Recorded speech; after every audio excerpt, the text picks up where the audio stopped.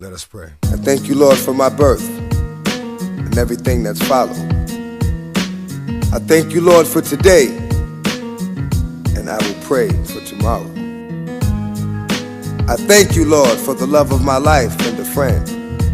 I thank you, Lord, for your guidance, because it's all that counts. And right here, right now, Lord, this is your house.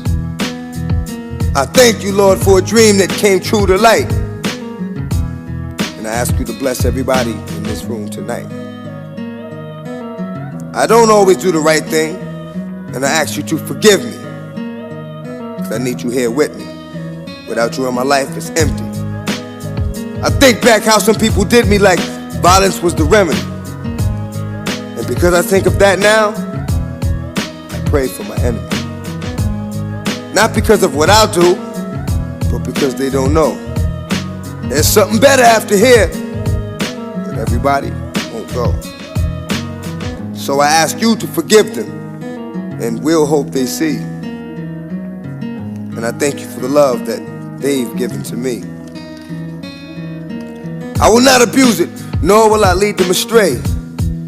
You see, I love them like children that I see every day. And I pray, no, we pray together.